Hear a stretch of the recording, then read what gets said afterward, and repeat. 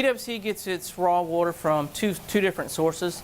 The first source being the Cape Fear River, which PWC gets about 80% of its raw water. The other water source is the Glenville Lake. The water treatment process starts with raw water coming into the plants. The water goes through some mixers and we add chemicals to it, the main chemical being ferric sulfate. After the water moves through the mixers, it goes through our flocculator basins. When the flock is formed, we go to our next process, which is our sedimentation process. In that process, the larger particles of flock fall out into the sedimentation basins, and from that process, the water moves on to our filter process, which in that process, we remove the smaller particles of flock.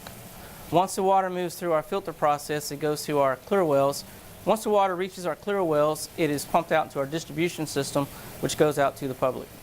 From the time the raw water comes into our plants and reaches our clear wells, that could be 5 to 6 hours, and from there, within another 12 to 24 hours, it'd be pumped out to the public.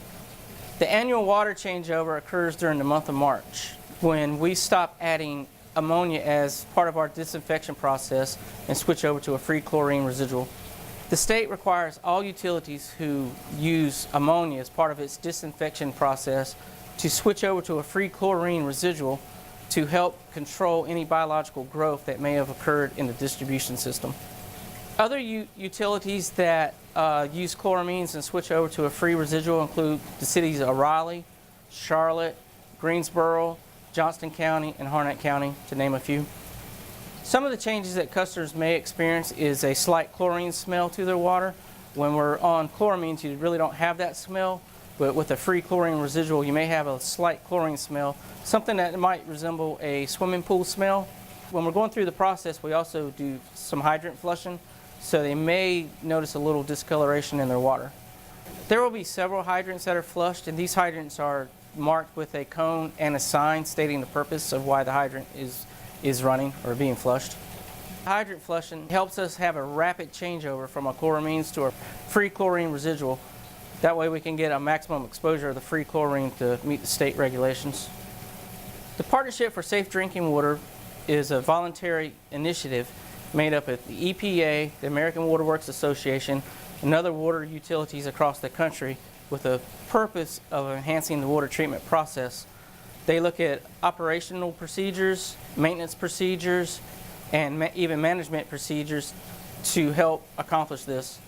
The overall goal of the partnership is to enhance drinking water quality. We have received awards from the Partnership for Safe Drinking Water. In fact, PWC was the first utility in the state of North Carolina to receive this award back in the year 2000 and every year since, so a total of 15 years.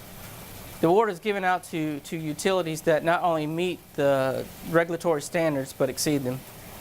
I enjoy doing my job here at PWC as a water treatment operator. We do a lot of tours here at the plant, and it makes you feel good when you can show people the process of the water treatment. You can show them the beginning water coming from the Cape Fear River and the finished product, and they're just kind of amazed at the difference in what the water looks like. So I feel very proud working at PWC, and I think it's a very, very great opportunity for all the operators at PWC to work at the water treatment plants. We feel really great when we go to different conferences and stuff throughout the state, and knowing that we are a previous winner of the best tasting water just gives us a little bit of pride.